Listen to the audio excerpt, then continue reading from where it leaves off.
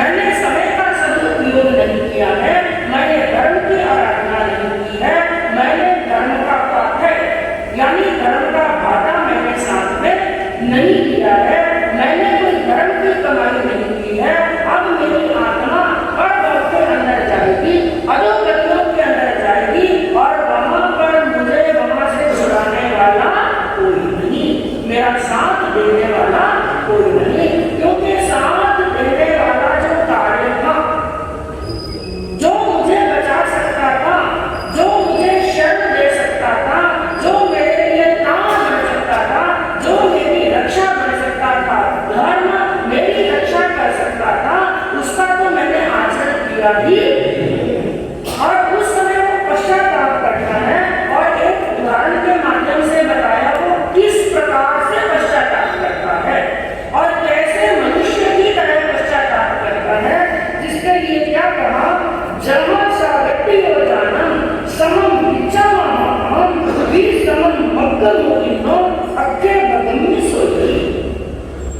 एक उदाहरण दिया, जन्म सागत्यो जानम, एक गाड़ीवान है, यानी कोई व्यक्ति एक बैलगाड़ी लेकर के जा रहा है, उसे किसी स्थान पर जाना है और जाते जाते ना जाने उसकी बुद्धि कैसे विषम हुई, उसकी बुद्धि विपरीत हुई और उस व्यक्ति ने जानबूझ करके जो महापथ था या जानी जो सरल रास्ता था, जो समतल रास्ता था और लोगों के बराबर आवागमन का जो रास्ता था, उस रास्ते को तो उसने छोड़ दिया, महापथ को छोड़ दिया, राजमार्ग को छोड़ दिया और राजमार्ग को छोड़ के विसमम मग्गमोहिनो ने विषम मार्ग को अपना लिया।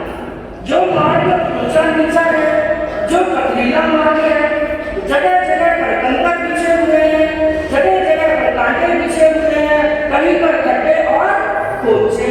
अब आप कल्पना करो, एक तो सीधी रोड पर चलना, एक पगडंडी पर चलना और एक ऐसे ऊपर खाबड़ रास्ते पर चलना जहां पर जगह जगह पर क्या पड़े हुए हो, गड्ढे, समतल भूमि नहीं है, जगह जगह पर बड़े बड़े कंकर और पत्थर पड़े हो और जगह जगह पर कांटे बिछे हुए हो। अब हम समतल भूमि पर आराम से चल सकते हैं और आराम से गाड़ी चला सकते हैं या ऐसी विषम भूमि के अंदर, समतल भूमि के अंदर। लेकिन उस गाड़ी वाले ने क्या किया, जानबूझ करके, जानते हुए कि ये रास्ता सीधा है, यह राजमार्ग है, यह मुझे मंजिल तक पहुंचा देगा, यह महापथ है, सीधा रास्ता है और यह विषम मार्ग है, इस मार्ग पर जाऊंगा तो मैं मंजिल पर पहुंचने वाला नहीं। यह जानते हुए भी गाड़ी वाले ने क्या किया, अपनी गाड़ी को राजपथ से मोड़ करके विषम मार्ग के ऊपर लेकर के चला गया। अब उसकी गाड़ी विषम मार्ग पर चल रही है, चलते हुए कभी वो खड्डे में गिरती है, कभी वो ऊंची लेता है, कभी खड्डे में गिरती है, कभी उस पहिए के नीचे बड़ा पत्थर आ जाता है, ऊंची नीची हो जाने के कारण से क्या हुआ, अक्के बगम्य सोई, उस गाड़ी की दूरी टूट गई।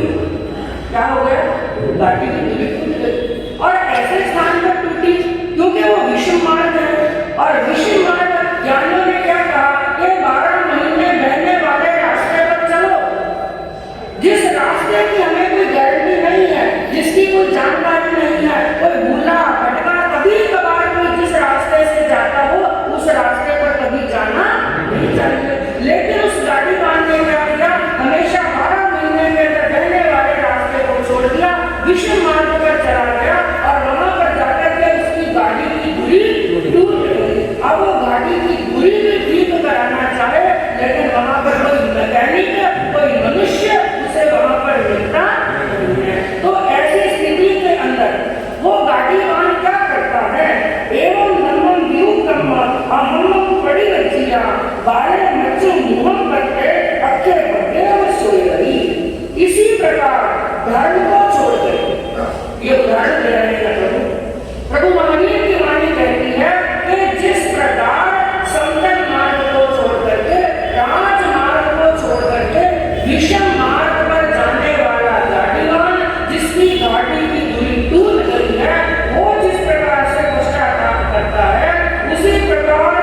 धर्म के राजमार्ग को छोड़ करके, धर्म के मार्ग को कौन सा मार्ग बताएगा?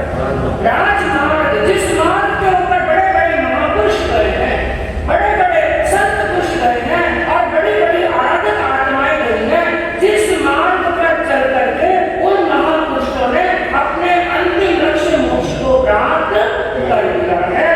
लेकिन कई मनुष्य ऐसे धर्म के राजमार्ग को छोड़ करके, सत्पुरुषों के मार्ग को छोड़ करके अधर्म के मार्ग को अपना लेता है। जैसे गांधीवान ने विश्व मार्ग को अपना लिया, तो एक मदान्त बना हुआ, आसक्त बना हुआ, मोह में पड़ा हुआ मनुष्य धर्म के मार्ग को छोड़ करके अधर्म के मार्ग को स्वीकार करने वाला अज्ञानी जीव भी मृत्यु के समय को प्राप्त होने पर, यानी सामने मृत्यु दिखाई दे रही है, सामने अंतिम क्षण दिखाई दे रहा है, उस समय को पश्चाताप करता है। कैसे? जैसे दूरी टूट जाने पर एक गाड़ीवान क्या करता है? पश्चाताप। लेकिन ज्ञानियों ने क्या कहा? उस समय पश्चाताप करने से भी कुछ हाथ में आने वाला जो समय रहते सावधान नहीं हुआ, जो उसने समय रहते प्रमाद का त्याग नहीं किया, अंतिम के अंदर कितना भी पश्चाताप कर ले, वो चाहे रोले, वो चाहे गिर गिराए, उस समय कुछ भी प्राप्त होने वाला नहीं। इसलिए प्रभु महावीर की यह अंतिम देशना उत्तराखंड सूत्र बार बार हमें क्या उपदेश देता है? जैसे कल आपके सामने वर्णन चला था और एक सुंदर अवसर बताया गया था कि प्रत्येक आत्मा को सुंदर अवसर मिलता है और वो सुंदर अवसर भी हमारे पास में चल रहा है। और वो सुंदर अवसर कौन सा है? अबाधा काल। कल वर्णन चला था अबाधा काल। तो उसी वर्णन को आज आगे ले कि अज्ञानता पूर्वक कोई बात नहीं, क्योंकि जब मनुष्य कर्म बांधता है अज्ञानता नहीं मानता है। जब ज्ञान की दशा होती है, जब ज्ञान का प्रकाश होता है, उस समय जीवात्मा कर्म बांध ही नहीं सकता। कर्म बांधे, अशुभ कर्मों का बंधन किया, इसका मतलब आत्मा के ऊपर क्या पर्दा पड़ा हुआ था? अज्ञान। लेकिन ज्ञानियों ने कहा, प्रभु की वाणी के अंदर फरमाया गया कोई बात नहीं, अज्ञानता के अंदर यदि कर्म बांध लिए तो भी कोई बात नहीं, लेकिन जब समझ में आ जाए, जब संतों के मुखारबिंद से हम श्रवण कर लें कि यह शुभ कर्म है और यह अशुभ कर्म है, यह पुण्य है और यह पाप है, जानने के बाद में, समझने के बाद में, उस समय किए हुए कर्मों का, बांधे हुए कर्मों का बार बार पश्चाताप करो, प्रायश्चित अंगीकार करो और अपनी निंदा करो और ग्रहण करो। इसलिए हर प्रत्याख्यान के अंदर बार बार दो शब्द आते हैं। कौन कौन से? निंदा भी और गरिमा भी। पहले तो निंदा करो अपने पापों की, कि मैंने अज्ञानता के वशीभूत होकर के, मैंने मोह के वशीभूत होकर के, कोई बात नहीं, यह जीव आत्मा का स्वभाव है, ये कर्मों के वशीभूत आत्मा का, क्योंकि यूं तो आत्मा का स्वभाव राग द्वेष करना नहीं है। कौन सी आत्मा का स्वभाव है? जो कर्मों के वशीभूत हो चुकी है, उस आत्मा का स्वभाव है कि वो अशुभ कर्म बांध लेती है। मैंने राग द्वेष के वशीभूत होकर के कर्मों को बांधा है, लेकिन अब मैं जाग चुका हूँ। प्रभु महावीर की वाणी ने मुझे जगा दिया है और जागने के बाद में भी यदि सोने का स्वांग करे, जैसे एक व्यक्ति सत्य में गहरी नींद के अंदर सो रहा है, उस व्यक्ति को जगाना आसान है, चाहे वो कितनी भी गहरी नींद में हो, कितनी भी चाहे नींद की गोली लेकर कहीं क्यों नहीं सो रहा हो, यदि वो सत्य में गहरी नींद के अंदर सो रहा है, उसको जगाना आसान है। और जो व्यक्ति कपट की नींद सो रहा है, उसको जगाना बस की बात, क्योंकि वो नींद में नहीं है, बल्कि क्या कर रहा है? नींद का ढोंग कर रहा है। उस व्यक्ति को जगाना किसी के बस की बात नहीं होती है। तो यदि जाग चुके हैं तो पहली बात तो जाग जाना, अच्छी तरह से आंखें खोल लेना और जाग करके बैठ जाना और बैठ करके कदमों को उठ जाना और उठ करके कदमों को आगे बढ़ा लेना। यही एक सज्जन पुरुष का काम होता है। तो हमने अज्ञानता के अंदर कर्म बांध लिए हमें क्या करना, उन पापों की पहले तो निंदा करना और दूसरा ग्रहण करना, यानी गहराई के साथ में कभी आंखें बंद करके पूरे ध्यान के साथ में समाधि के अंदर जब आप बैठे हैं, सब अपनी पोथियों को, किताबों को चाहे बंद करके रख दो, माला भी एक तरफ रख दो, केवल ध्यान के अंदर खुद का स्वाध्याय करो, भीतर में दृष्टि डालो और चिंतन करो, मैंने क्या क्या पाप किए, किसके साथ में मैंने गलत किया है, किसके साथ में मैंने अन्याय किया है, तो उनका पहले निरीक्षण करो, परीक्षण करो, पहले पाप को पाप और पुण्य को पुण्य समझो, धर्म को धर्म समझो, अधर्म को अधर्म समझो, और समझने के बाद में और तहे दिल से पश्चाताप करो और फिर जो राजमार्ग बताया है उसके ऊपर बढ़ जाओ, और जो हमें अबाधा काल प्राप्त हुआ है,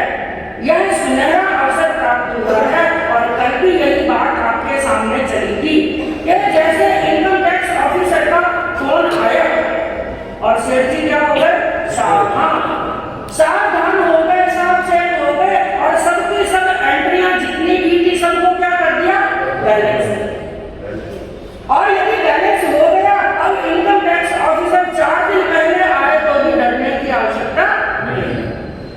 उसी प्रकार बताया, यदि कर्म अज्ञानता के अंदर बांध भी लिए, चाहे कितने भी कठोर कर्म बांध लिए, लेकिन अबाधा काल हमें जो प्राप्त हुआ है उसके अंदर सावधान सावचेत होकर के यदि हम शुभ कार्य करते हैं, धर्म का कार्य करते हैं, तो पहले जो कर्म हमने बांधे हैं उसका फल तो मिलेगा, ऐसी बात नहीं, फल तो मिलेगा, लेकिन वो कब उदय में आए, कब झड़ गए, पता ही नहीं चलेगा। जैसे एक उदाहरण के माध्यम से जानते हैं कि आपके सामने 1 लीटर दूध है, एक बर्तन में क्या है, 1 लीटर दूध है, और उस 1 लीटर दूध के अंदर आधा चम्मच शक्कर डाली, कितने चम्मच शक्कर डाली, आधा चम्मच शक्कर डाली, और शक्कर अच्छी तरह से मिक्स की, अब वो दूध का टेस्ट करके देखो, क्या दूध मीठा हुआ, नहीं हुआ, जबकि शक्कर डाली फिर भी दूध क्या नहीं हुआ, मीठा नहीं। अब उसी 1 लीटर दूध के अंदर 10 चम्मच शक्कर डाले, ध्यान से समझने का प्रयास करना, क्योंकि यह एक प्रकार से शास्त्र की बातें हैं और जल्दी जल्दी दिमाग में भी नहीं बैठता, गले भी नहीं उतरती, इसलिए उदाहरण के माध्यम से समझाया। 1 लीटर दूध के अंदर 10 चम्मच शक्कर डाली, अच्छी तरह से मिलाया, अब उस दूध को आप 1 चम्मच भर करके मुंह के अंदर डालो तो दूध कैसा लगेगा, मीठा, शक्कर उसमें भी डाली थी और शक्कर इसमें डाली। उसी प्रकार ये कर्म भी जो होते हैं ना, ये 2 प्रकार से उदय में आते हैं, कितने प्रकार से, मुख्य 2 प्रकार से उदय में आते हैं, एक होता है प्रदेश उदय और दूसरा होता है विपाक उदय। ध्यान से श्रवण करना, पहला कौन सा बताया, प्रदेश उदय, और दूसरा कौन सा बताया, विपाक उदय। प्रदेश उदय का अर्थ क्या होता है, कर्मों की संख्या, कर्मों की संख्या, और विपाक का मतलब क्या होता है, कर्मों का रस।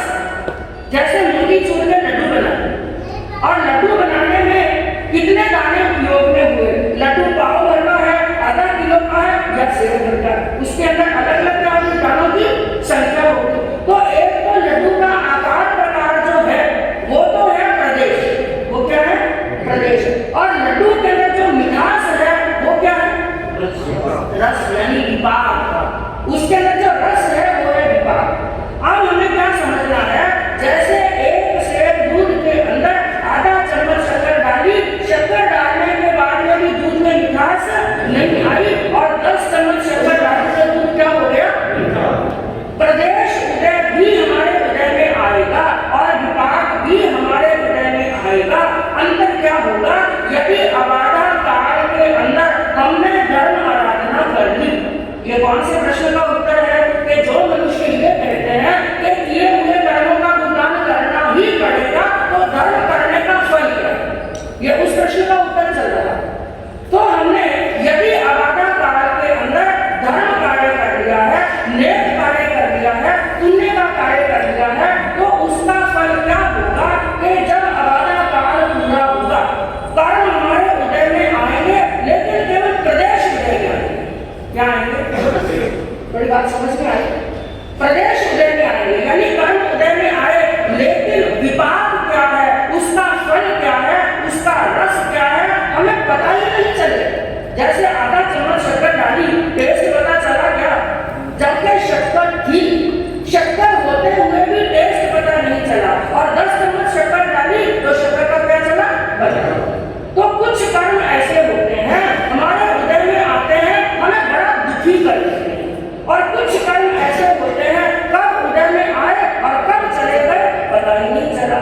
जैसे मान लो एक व्यक्ति कहीं सड़क पर जा रहा है और जाते जाते 2 गाड़ियों का बड़ा जबरदस्त एक्सीडेंट है, और 1 सेकंड, केवल 1-2 सेकंड का अंतर रहा कि वो व्यक्ति वहां से हटा, और 2 गाड़ियों का इतना जोरदार एक्सीडेंट हुआ कि उसके अंदर एक भी व्यक्ति जिंदा नहीं बचा।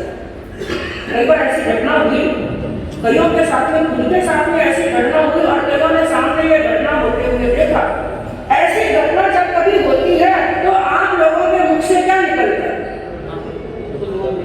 कोई पुनवानी आती है, कोई धर्म किया हुआ आगे आया, कोई बड़ा का आशीर्वाद लिया हुआ हमारे सामने आया कि मौत आते आते भी हम प्रदेश उदय हुआ, कर्मों का उदय हुआ, यानी प्रदेश उदय हुआ, कर्म उदय में आए, लेकिन वो कर्म रस नहीं दे सके, इतना फल नहीं दे सके जिस फल के रूप में वो उदय में आए तो थे, यानी कर्म बने तो थे, लेकिन जब उदय में आए उस समय वो हमें कष्ट नहीं दे सके।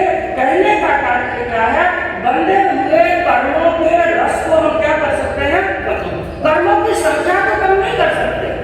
कर्मों की जितनी संख्या बन चुकी है, जितने कर्म हमारे आत्मा पर लग चुके हैं, उन कर्मों की संख्या को कम करना हमारे बस की बात नहीं। लेकिन कर्मों के रस को, कर्मों के फल को, कर्मों के विपाक को कम करना हमारे हाथ में है। जो अबाधा काल हमें प्राप्त हुआ है, उस अबाधा काल के अंदर यदि धर्म की आराधना कर लेते हैं, साधना कर लेते हैं, तो मनुष्य को पश्चाताप करने की आवश्यकता नहीं है। लेकिन कहते हैं मनुष्य के जीवन को बर्बाद करने वाले, मनुष्य के जीवन के अंदर दुखों को और कष्टों को पैदा करने वाले 5 लक्षण बताए मनुष्य के, जो उसको इस भर में भी दुखी करते हैं और कर्म के अंदर भी क्या करते हैं? दुखी करते हैं। जिसके अंदर पहला बताया नींद। क्या बताया? नींद। जब धर्म करने का समय होता है, सुबह सुबह ब्रह्म मुहूर्त होता है, मैं आपसे पूछूं, रात्रि के अंदर सब नींद लेते हैं, लेकिन सबसे ज्यादा मस्त नींद कब आती है? सुबह सुबह का समय। भगवान, जो भगवान का नाम लेने का समय है, ये भी प्रश्न में चला था एक बार। हाँ, ब्रह्म मुहूर्त। ब्रह्म मुहूर्त के अंदर यदि हम भगवान के नाम का स्मरण करते हैं, जो ध्यान आपका दिन के अंदर 1 घंटे में नहीं जम पाएगा, वो ब्रह्म मुहूर्त के अंदर 5 मिनट में ध्यान जम पाएगा। कभी ये प्रैक्टिकल करके देखना, इतनी एनर्जी महसूस होगी। सुबह के समय के अंदर ब्रह्म मुहूर्त के अंदर 15 मिनट का भी ध्यान कर लेना, 24 घंटे के अंदर आपका शरीर एकदम स्फूर्तिमान होगा, क्योंकि उस समय प्रकृति से हमें बड़ी ऊर्जा प्राप्त होती है। तो ब्रह्म मुहूर्त होता है भगवान का नाम लेने का समय, और उस समय नींद क्या आती है? बड़ी मस्त आती है। कई बार बाहर जाना हो, कोई जरूरी काम करना हो, आप लोग अलार्म लगा करके सोते हैं। कल सुबह क्या करेंगे? जल्दी उठे। रात को बड़ा सोच करके सोते हैं, लेकिन जैसे ही अलार्म बजा और वापिस उसको बंद। याद रखना, अलार्म कितना भी बंद कर दो, क्योंकि पुराने जमाने के अंदर घड़ियां भी आती थी, तो घड़ी क्या करती थी? हाँ, वहां पर घंटा बजता था ना बार-बार। हाँ, पेंडुलम वाली घड़ी आती थी, और बार-बार वो सावचेत करती थी, बार-बार सावचेत करती थी कि उठ जाओ और जाग जाओ, उठिए, नो कमाल। लेकिन मनुष्य कितना समझदार, पेंडुलम को बंद। और आजकल तो बाजार में जाते हैं ना, कई लोगों को जब घड़ी की टिक टिक टिक टिक होती है तो नींद नहीं आती। हाँ, कईयों की नींद बड़ी ऐसी होती है तो नींद नहीं आती। मेरे घूमने मिले को भी नहीं आती ना। मुझे देखा बड़ी टेंशन, बड़ी प्रॉब्लम हो जाती है। बाहर से थोड़ी सी एक पेपर की खड़खड़ की आवाज आ रही ना, वो भी मुझे ध्यान रखना पड़ता है। जब ये अस्वस्थ होते हैं, किसी कारण विशेष में बीपी शुगर आई, मुझे 1 घंटा बाहर बैठे रहना पड़ता है, पूरा ध्यान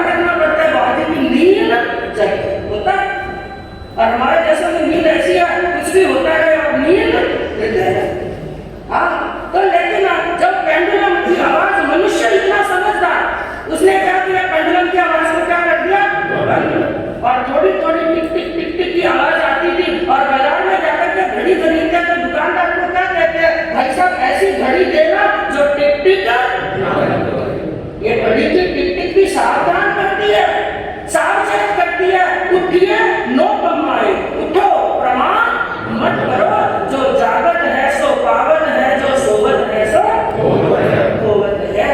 तो कहा नींद, पहला एक लक्षण बताया नींद और दूसरा लक्षण बताया गुस्सा। ये गुस्सा भी बड़ा खतरनाक है। और तीसरा बताया भय, और चौथा बताया आलस, और पांचवा बताया काम को टालने की आदत। जब कोई धर्म का काम होता है, नेक कार्य होता है, तो अब आप काम को कहां पर टाल देते हैं? कल। ये काम कब करेंगे? कल। लेकिन ज्ञानियों ने क्या कहा, यदि जीवन के अंदर सफल होना है, एक एक क्षण को सार्थक करना है, अंतिम समय के अंदर हमें पश्चाताप ना करना पड़े, उस जिसकी गाड़ी की धुरी टूट गई उस गाड़ी वाले को जो पश्चाताप होता है, वैसा पश्चाताप हमें ना करना पड़े, तो जीवन के अंदर दो सूत्र अपना ले। कितने सूत्र? दो सूत्र। कौन सा? Now and here. कौन सा? मतलब अभी और यहीं, अभी और यहीं। लेकिन बड़ी विडंबना है, बड़े सोचने की, बड़ी चिंतन करने की बात है। इंसान जब काम का कार्य करता है, जब संसार का कार्य करता है, उस समय तो इन दो सूत्रों को अपना लेता है। हाँ, अभी और यहीं। हाथों हाथ करना, काल करे सो आज कर। ये बात तो धर्म के लिए कही कि काल करे सो आज कर, और आज करे सो अब, कल में करना बोल की बोली करेगा कब। ये बात कही धर्म के लिए। लेकिन मनुष्य की विडंबना क्या है कि इस परिभाषा को ही चेंज कर। हाँ, आज करे सो काल कर, आज करे सो काल कर, और काल करे सो परसों। इतनी जल्दी क्यों करे बंदे? जब जीना है वर्षों 100 साल की जिंदगी पड़ी है, इतनी जल्दी क्यों कर रहा है? आज समाप्त नहीं हुई कोई बात नहीं, कल कर लेंगे। आज प्रवचन में नहीं गए तो कोई बात नहीं, कल चले जाएंगे, क्योंकि चातुर्मास कितने महीने का है? 5 महीने का है। अभी तो 1.5 महीना निकले, अभी तो खूब टाइम पड़ा है। 5 महीने के पहले जाने वाले गारंटी जाएंगे नहीं। हाँ, इसलिए आज नहीं गए तो कल चले जाएंगे। लेकिन पाप के काम के लिए मनुष्य क्या कहता है? अभी करना और यही करना। जबकि संसार के मनुष्य को सदबोध देते हुए ज्ञानी पुरुष क्या कहते हैं? धर्म के कार्य को नाउ एंड हियर, अभी और कार्य को करेगा आफ्टर और देयर, बाद में करेंगे और करने के। मनुष्य ने इसको बिल्कुल उल्टा कर दिया है। कहने का तात्पर्य क्या है कि हमारी एंट्रियां बहुत बिगड़ चुकी हैं। एंट्रियां क्या हो चुकी हैं? हाँ, जैसे सेठ जी की एंट्रियां बिगड़ी और इनकम टैक्स का वाले का ऑफिसर का फोन आया, तो सेठ जी किस काम में लग गए? एंट्रियां सुधारने। और धर्म के मामले के अंदर आप लोग क्या कर रहे हैं? आप लोग तो बड़े जुर्माने बांध रहे हैं, बड़ा धर्म कर रहे हैं। यहाँ पर आए, मैं कुछ अवसर बैठते हैं, जैसे लोग थोड़े हैं, खूब लोग हैं, लेकिन समझ लेना चाहिए आप तो अपनी एंट्रियां सुधारने में लग गए, और बाकी सब क्या कर रहे हैं? जो धर्म स्थान पर अभी तक नहीं पहुंचे, समझ लेना आबादा काल के अंदर ही अपनी एंट्रियों को और बिगाड़ना। जो जाग चुका है, धर्म के अंदर लग चुका है, और समय रहते अपनी अपनी एंट्री